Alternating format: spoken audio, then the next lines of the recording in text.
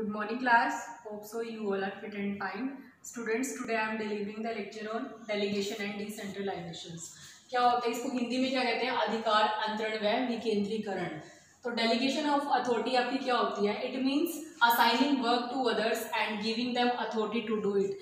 जो अब ये डेलीगेशन ऑफ अथॉरिटी में क्या होता है कि एक ऐसी अथॉरिटी जिसमें आपको परमिशन दी जाती है कि आप अपने काम को किसी दूसरे डिपार्टमेंट में डिवाइड कर सकते हो. तो इसमें क्या है? इट मीन्स असाइनिंग वर्क को असाइन करना, दूसरों को प्रोवाइड करवाना to others and giving them authority to do it. मतलब कि जो आप काम कर रहे हो, आप एक लार्ज स्केल पे बिजनेस स्टार्ट कर रहे हो, उस पर आप काम नहीं कर सकते, तो आप क्या करोगे? अपने काम को डिवाइड कर दोगे. तो ये क्या होता है आपका डेलीगेशन ऑफ अथॉरिटीज. इसमें कुछ एलिमेंट्स होते हैं. First is responsibilities, second is authority and third is accountability. Responsibility क्या होती है आपकी कि आपको जो काम दिया गया है उसको आप पूरी रिस्पॉन्सिबिलिटी के साथ कंप्लीट करोगे. रिस्पॉन्सिबिलिटी को हिंदी में क्या बोलते हैं? उत्तरदायित्व. कि जो आपका उत्तरदायित्व है, इट मीन्स जो आपकी रिस्पॉन्सिबिलिटी है, आप उसको काम को टाइम टू टाइम कंप्लीट करोगे. आपको ये जो मतलब ये नहीं सोचना कि आपने काम को आज नहीं कल करना है, तो आप क्या करोगे? पूरी रिस्पॉन्सिबिलिटी के साथ इसको कवर करोगे. Second is authority. अब इसमें रिस्पॉन्सिबिलिटी के फीचर्स भी हैं. कुछ फीचर्स में क्या है? Responsibility can be assign to some other person. जो रिस्पॉन्सिबिलिटी है वो हम किसी दूसरे पर्सन को भी दे सकते हैं. Second is the essence of responsibility is to be dutiful. जो आपको ड्यूटी दी गई है वो आप टाइम पे उसको ड्यूटी को फुलफिल करोगे. Third is it gets originated because of superior subordinates relationship. मतलब कि जो आपकी ड्यूटी है वो क्या करता है? जो सबॉर्डिनेट्स होते हैं आगे फर्दर एम्प्लॉयज को हैंडल करता है. जो अपना काम है, सुपीरियर क्या करता है? सबॉर्डिनेट्स को देते हैं. सबॉर्डिनेट्स क्या करते हैं आगे? अगर उनसे काम नहीं हो रहा होता तो वो एम्प्लॉयज को हायर करते हैं. तो वो अपनी रिस्पॉन्सिबिलिटी समझ लेते हैं कि उनको काम को कैसे कंप्लीट करना है. Next is authority. अथॉरिटी को हम हिंदी में क्या बोलते हैं? अथॉरिटी मीनिंग अधिकार. कि आपके क्या क्या राइट्स हैं. अब आपको जो काम दिया गया है, आपको टाइम से ही पता चल जाना चाहिए कि आपके जो काम मिला है आपको अथॉरिटी है. कोई आपको काम करना है, आपने अपने आप किसी दूसरे पर्सन को जिससे आप अपना काम आगे करवा रहे हो, तो वो आपको अथॉरिटी मिल गई है, आप अपने बेस पे उसको हैंडल कर सकते हो. अब ये नहीं है कि जो आपको अथॉरिटी मिल गई है तो आप किसी से भी करवा लोगे. तो ये एक अथॉरिटी क्या रहती है? रिस्पॉन्सिबिलिटी में काम को जो आपको दिया गया है टाइम पे कंप्लीट करना. अथॉरिटी में क्या है कि अगर आपने फर्दर एम्प्लॉयज को हायर किया हुआ है तो आप क्या करोगे? उसको पूरी अथॉरिटी के साथ. आप ऊपर सुपीरियर है, जो आपके सब हेड होते हैं. एक होता है हेड होता है, एक सब हेड होते हैं, एक एम्प्लॉयज होते हैं. अब सब हेड को हेड से पूछने की जरूरत ना पड़े, इसलिए उनको पूरी की पूरी अथॉरिटी दी गई है. Third is accountability. अब अथॉरिटी के भी कुछ फीचर्स हैं. इसमें क्या रहता है? Authority can be assign to some other person. जो अथॉरिटी है वो किसी दूसरे पर्सन को भी हम दे सकते हैं. अब जो हमारा हेड होता है, हेड क्या करता है? सब हेड को ड्यूटी देता है. सब हेड क्या करता है? एम्प्लॉयज को ड्यूटी देता है. तो वो उसकी ड्यूटी बन जाती है कि उसको पूरी अथॉरिटी है, वो पूरी अथॉरिटी के काम को कर सकता है. Next is it is related to the post even authority change. अगर उन्होंने क्या किया? पोस्ट चेंज कर दिया है तो उनकी अथॉरिटी है, रिस्पॉन्सिबिलिटी है, वो भी क्या हो जाएगी? चेंज हो जाएगी. Third is accountability. Accountability means जवाबदेही.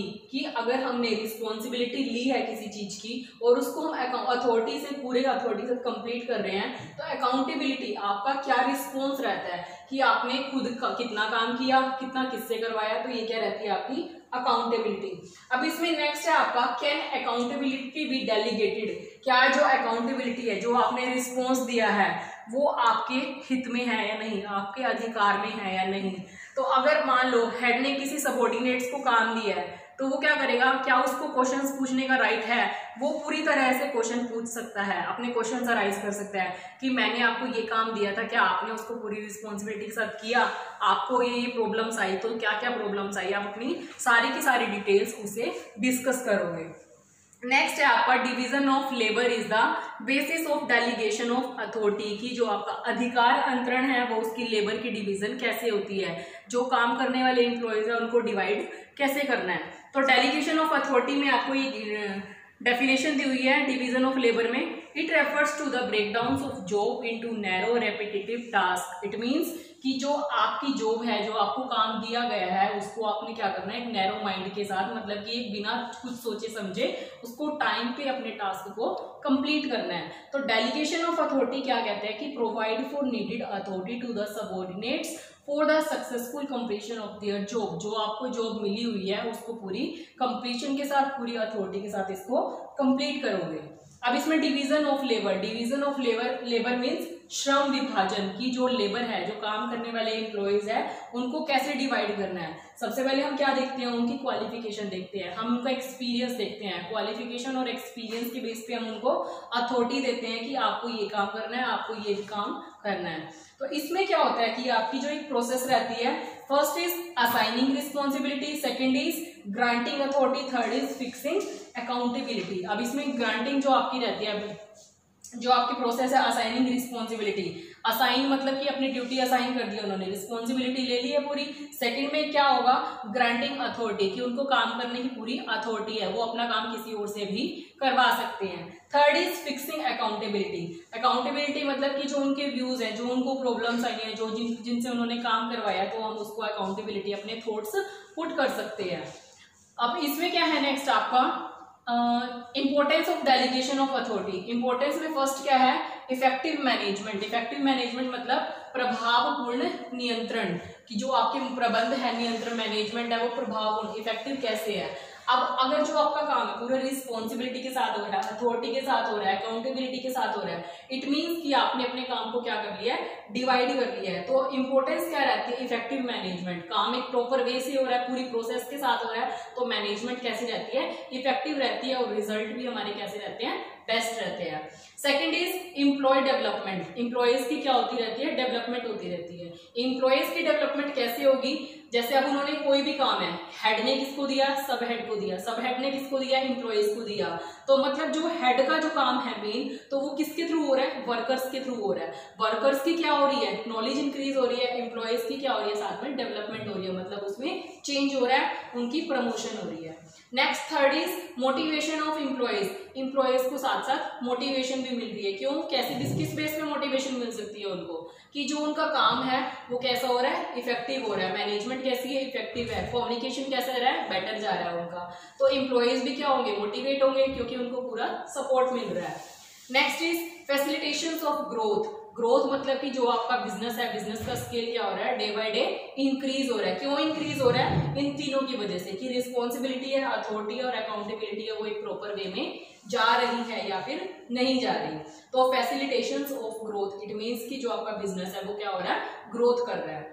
Fifth is basis of management hierarchy, कि जो आपकी मैनेजमेंट है, जो आपका प्रबंध है, कि वो किस अकॉर्डिंग किसने किया है, टाइम टू टाइम किसने डिसाइड किया था कि कौन किस काम को करेगा। तो जो हायरार्की रहती है उसमें वो क्या रहती है, इंपॉर्टेंस है हमारी, कि जो हमारा पूरी मैनेजमेंट अब जो बिजनेस वर्ड है वो क्या है, मैनेजमेंट ही होती है बिजनेस में। वो किसके अकॉर्डिंग होती है, प्लानिंग के अकॉर्डिंग, ऑर्गेनाइजिंग। अभी ऑर्गेनाइजिंग हम कर रहे हैं, नेक्स्ट चैप्टर है उसमें हम स्टाफिंग करेंगे, तो आपको इसके मीनिंग बिल्कुल क्लियर हो जाएंगे कि जो मैनेजमेंट है वो एक हायरार्की कैसे है, क्योंकि एक प्रोसेस के अकॉर्डिंग हमारा पूरा काम होता है। Sixth is better coordination. Better coordination क्या, तीनों के अकॉर्डिंग रिस्पॉन्सिबिलिटी पूरी आ रही है। वर्कर्स ने क्या किया, आगे एम्प्लॉयज को और हायर कर लिया, तो उनका काम करने का वे है वो क्या है, बिल्कुल स्मूथ वे है, और उनका जो नॉलेज लेवल है वो क्या हो रहा है, इंक्रीज हो रहा है, मोटिवेशन मिल रही है, तो रिजल्ट भी कैसा होगा, बेटर होगा, और कोऑर्डिनेशन भी क्या रहेगी उसमें, बेटर रहेगी।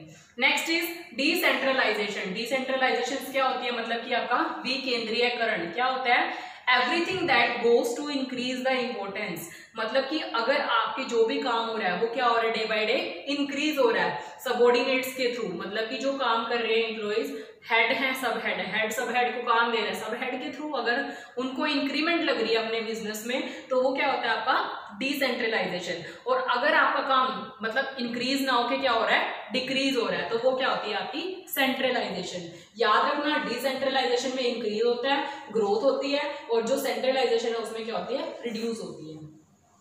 अब इसके देखो आपको कुछ पॉइंट दिए हुए हैं, फीचर्स दिए हुए हैं डिसेंट्रलाइजेशन की। It is expanded version of delegation of authority. It means जो अधिकार अंतरण है, जो डेलीगेशन ऑफ अथॉरिटी है, वो क्या होता है, एक्सपेंड। बिजनेस क्या हो रहा है हमारा, एक्सपेंड हो रहा है, इंक्रीज हो रहा है हमारा business. Second is it increases the significance of role of subordinates. जो सबऑर्डिनेट्स का रोल रहता है वो क्या रहता है, इंक्रीज हो जाता है। क्यों, क्योंकि जो एक हमारे होते हैं सबऑर्डिनेट, एक होते हैं मेन जो एम्प्लॉयज होते हैं आगे, वो उनको काम देते हैं, फर्दर वो क्या करते हैं, उनकी सिग्निफिकेंस लेवल है, जो उनका इंपॉर्टेंस लेवल है वो क्या रहता है, इंक्रीज, मतलब बढ़ता चला जाता है।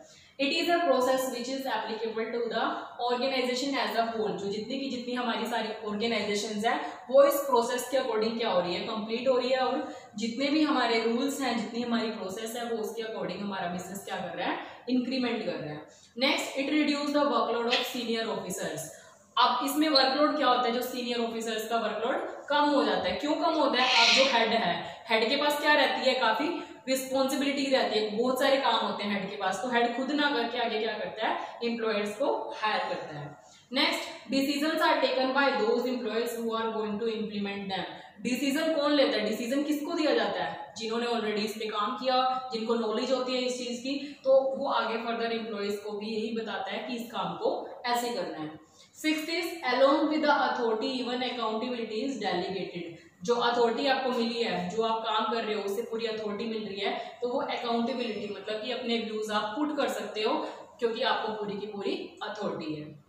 नेक्स्ट इंपॉर्टेंस दी हुई है आपको, डेवलप्स इनिशिएटिव अमंग सबऑर्डिनेट्स, मतलब कि अधीनस्थों में पहल क्षमता का विकास। अब जो सबऑर्डिनेट्स होते हैं उसमें इन जो हमारी इनिशिएटिव है, डेवलपमेंट कैसी होगी, क्योंकि वो काम कर रहे हैं, काम किस बेस पे कर रहे हैं, क्योंकि उनको नॉलेज है, वो ऑलरेडी काम कर चुके हैं, इसलिए ये क्या डिसेंट्रलाइजेशन की एक इंपॉर्टेंस बन जाती है। Second is develop managerial talent for future, मतलब कि भविष्य के लिए प्रबंधकीय योग्यता का विकास, कि इन फ्यूचर उनको जो मैनेजरियल्स है, जो एम्प्लॉयज है, उनका नॉलेज लेवल क्या हो जाता है, इंक्रीज हो जाता है, धीरे धीरे क्या होती रहती है, उनकी डेवलपमेंट होती रहती है।